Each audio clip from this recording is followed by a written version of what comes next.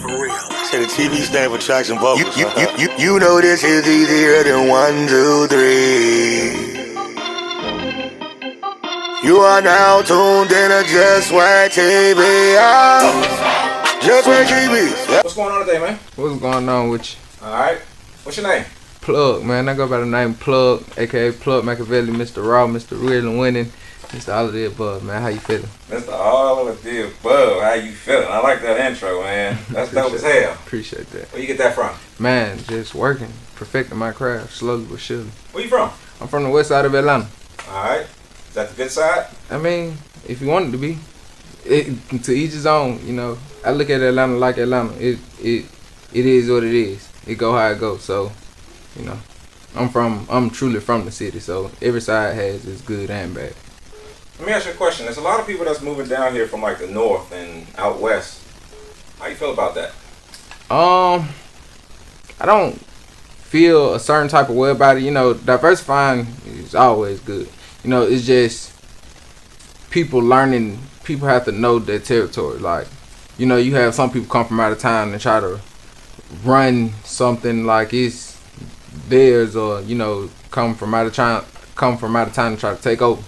It's not that, cause you know, people go from Atlanta to LA, but they don't try to take over LA. But you have those people that try to come take over Atlanta when it's just a place to come network and diversify, just like everywhere else. The term is not where you from, but it's where you at. What does that mean to you? It's not where you from, but it's where you at. It means always remind, like to me personally, is always stand humble to your situation. So no matter where you come from, just remember where you are in the moment.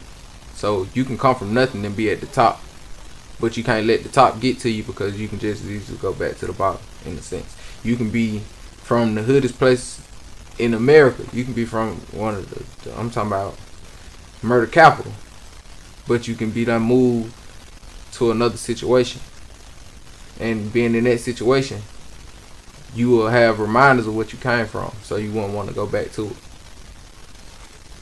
What's your take on the way the government treats low-income Citizens. communities? Oh well, that's even better. Low income communities. I come from a low income community, so I know how it feels to watch where the government could put more money into building structures and parks and park and recreation, but they put it more into fixing the roads on the outskirts and the downtown areas of the city. I come from where the government won't help feed the hungry and the homeless, but you know, they throw away millions of dollars, taxpayer dollars, just on bull, like just random shit. So I feel like the government could do a lot more for the lower income, but it takes for somebody to truly stand, not someone, us as a community. So no matter if you're truly at the bottom of the low class or you're a middle class citizen, you still don't get treated or looked at the same as a higher class citizen. Everybody has to stand together and become one to make the playing field even. We gotta make it even. You feel like it can be even? Do you feel like there's hope? It's a possibility. It's always a possibility. It's always hope. Is that truly what everyone wants? You know, people can talk a good game, but just talk. How do you feel about the state of hip hop? I have mixed emotions about hip hop. I love it, but I feel it's starting to get watered down in a sense. Like they're giving it to anybody, and not saying that you can just become a rap artist and make $1 million just hop back. Nah, but it's like you don't have to have a story anymore for real. And that's kind of the watered down part. You know, what we grew up on was most people came from a story. Even the people that had snap finger music, it was a story behind it. Like they had been dancing their whole life, but now it's just like you can take the random Joe and make him $1 blow if you do the right thing. So, How do you feel about mumble rap?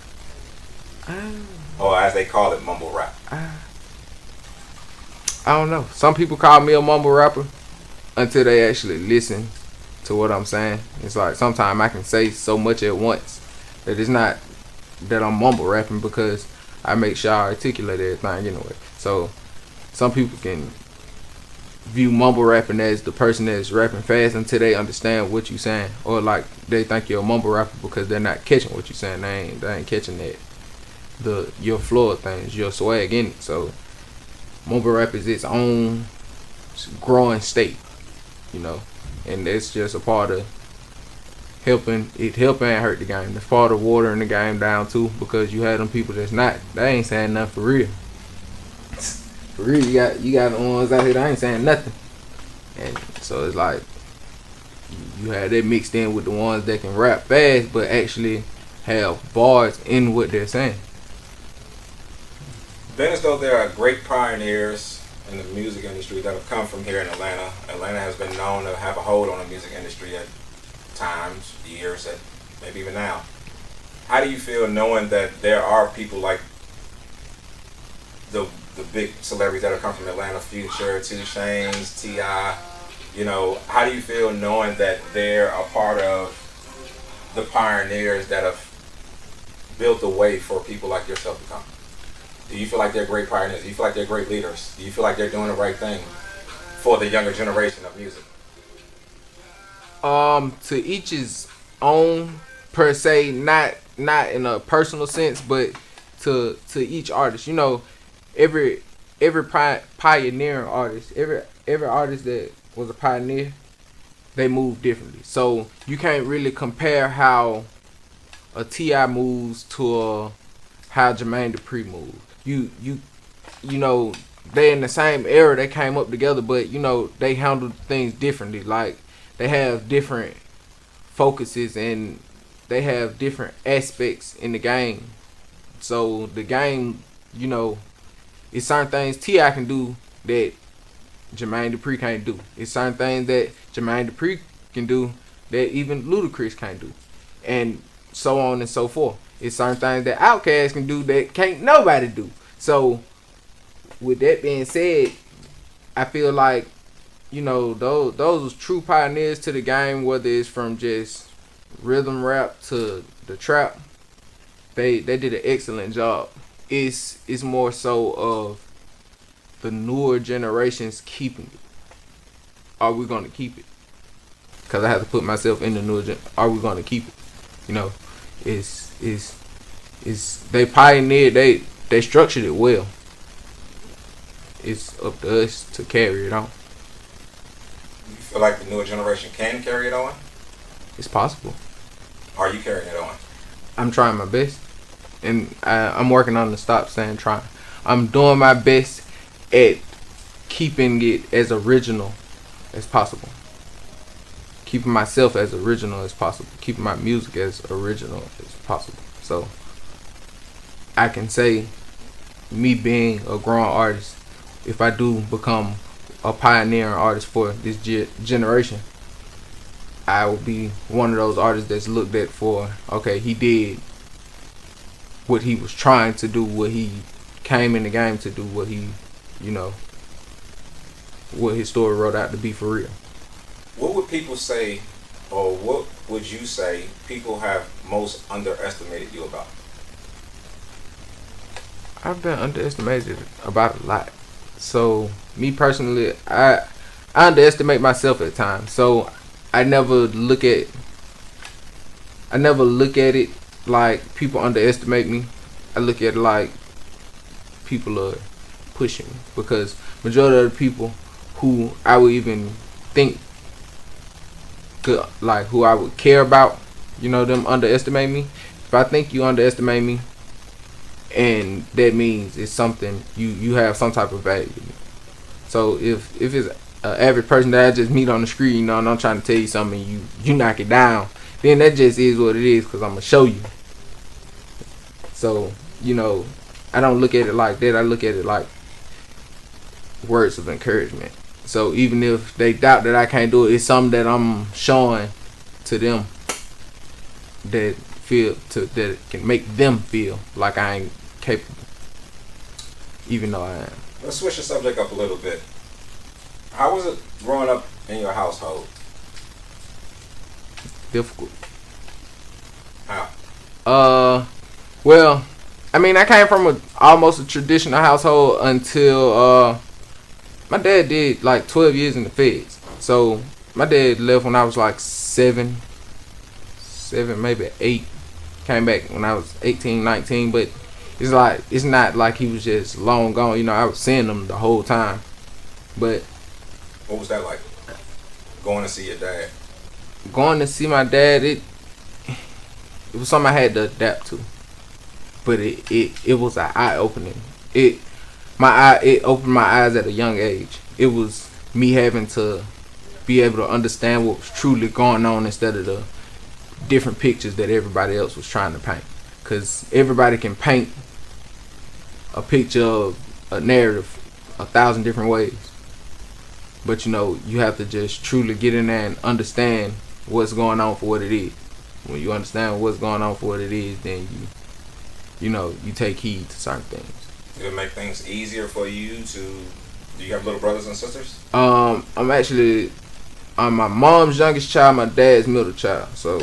Okay. So do you have anybody to explain this to, or? I mean, yeah, I got a shitload of family. Like, my family is huge on both sides. So I have a lot of younger cousins, and you know, I got nephews, and I got a lot of siblings. Well, just, you know, family, siblings that's in my age, same generation. So whether younger or older by a couple years, we all listen and take advice. And I was just one of those ones that grabbed on to life early. The last time you been in a fight? I'm talking about an all-out fight. An all-out fight? A fight where you mad, you pissed off, and you in there, you fight. Last time you been in a fight?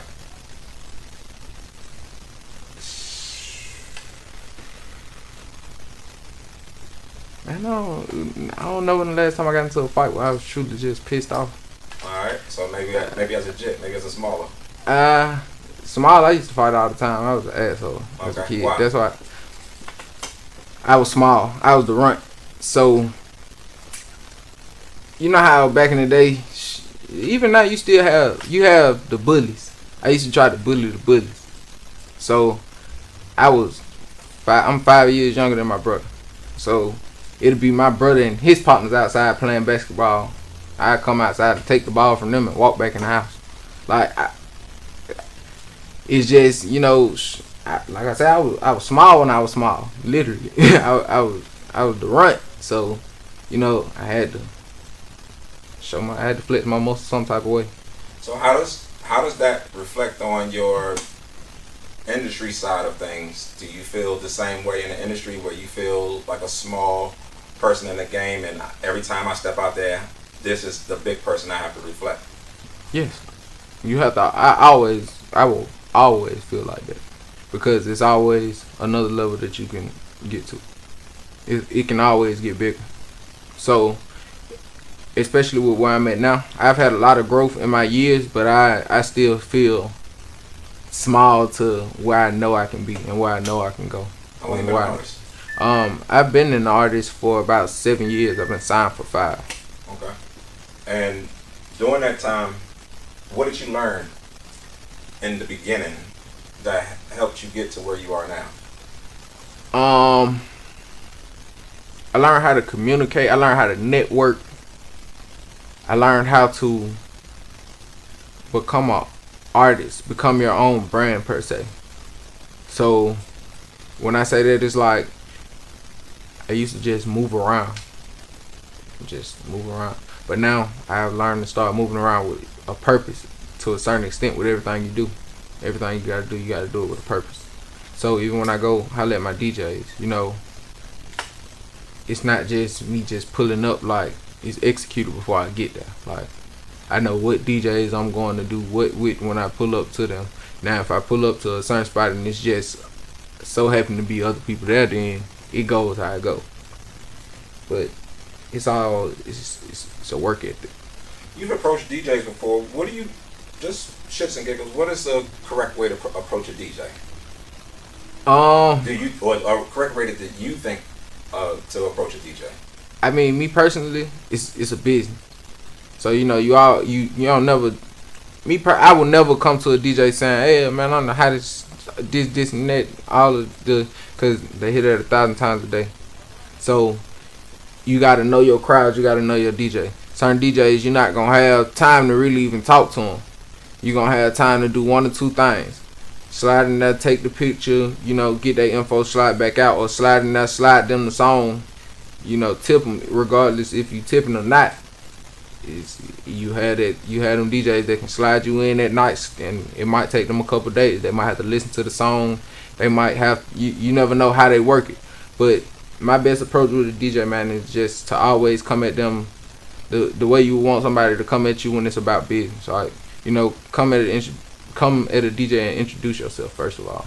Don't come at a DJ, man, I don't know how this young nigga, man, yeah, man, y'all don't know me. Nah, man, you always, just like you want somebody to approach you. Come to the DJ, hey, my name is, like I always, my name Plug, Break 'em Off Records. This I'm trying to do X, Y, and Z. Either you're available to talk right now, I'm going to get your info. Regardless, I'm going to get your info, we're going to snap a pic. Right. That's how it's truly supposed to go. There's just a little sauce, Game's supposed to be sold, not told. What's Plug up to nowadays? Man, I'm working. I'm working on visuals. So I dropped the tape back in May. Yep, May. I dropped the tape back in May. Really winning out on all platforms, and I just been working the visual aspect of that tape. So the songs that haven't reached people yet, just really been able to reach people that I know have true potentials. I'm focusing on getting those songs together, getting those visuals together to push those before I even release more new music. I've been working with DJ Plug on this tape called Plug Brothers, but I'm gonna hold that back until I get raw on the level I want it at streaming wise. Well, look, Plug, I appreciate you for coming past Just Wax TV and Block. No problem. I want you to, last thing, talk to artists starting out and people moving here. What should they understand about the culture here? What do you understand about the culture? And what would you like to see up and coming as far as artists or music? Where would you like to see it go? Okay, I'm gonna start from the top. You say people moving here, what would you like them to understand? People moving here. What would I like for them to understand? That it's a marathon, not a sprint. I don't care how much money you got. It's a lot of people in Atlanta with money. And when I say that, I'm not being funny. Like, I ain't talking about your flashy, wanna be seen. You have a lot of people in Atlanta that have money that if you don't know them, you'll never know that they have money. And it's a lot of people like that. So moving to the city, don't think you can move here, with certain things and just run. It takes a building process, just like anywhere else. You got to build relationships. Atlanta is very much about relationships. Because one wrong relationship, it can hurt you forever. What would you like them to understand about the culture here? Understand the culture here is very, how do I want to say it? We're very open people. Like, we're accepting. We take people from all sides. It's just don't think you can come. Like I said earlier, don't try to come to Atlanta and thinking you're gonna take over and run the city. That's the number one thing that people from Atlanta hate. Like, we cool with everybody coming, but don't think you're gonna come to Atlanta and just turn Atlanta into little New York, little Chicago, little wherever you from. And it's like, not no disrespect to no other city, cause just like you wouldn't want nobody to come from Atlanta going to Chicago trying to make it Atlanta. So that's the main thing. And last thing, what would you like to see happen? I would like to see people like going back to our roots of, like I said, with that real music. You know, that music that got a feel to it. Like, I ain't gonna lie, I've been back on Dope RP Dope B. I've been listening to Dope B for like 2-3 days. Like, man, go back to music feeling like that. So, you know, where you really just have them soulful songs at times. And like, a lot of it, we still have it, but I want to see it go back to true music, not just anything you drop might just go up. Can we expect some of that from Plug this year? Oh yeah, most definitely. Alright, where can people find you? Man, you can find me on Instagram at _1plug. That's _1 PLUGG _1 PLUGG. That's Instagram. You can find me on YouTube at Plug PLUGG. Twitter is 1Plug. Everywhere you can find me on any streaming platform. Plug, go get real and winning out now on all platforms. 2021 walked in flexing out on all platforms. Videos are on all platforms. Go run them streaming numbers up for me. And it's just a break of my. Oh yeah, you can also find me on my website. My website, DaPLOCK.com, DaPLUGG.com. And you know, break them off. We getting it. Thank you so much for coming past Just Wax TV to Block. It's been real. Hey man, yeah, it's your boy Plug checking in. You know, Mr. Never Take a Loss, Mr. Break 'em Off. Go get that real and winning raw out on all platforms right now, and you can go check out my interview as well. You know, Just Swag TV. We on the block with it. Leave. Sweet as swag, swag, swag, swag, swag. Yeah. Just Swag TV.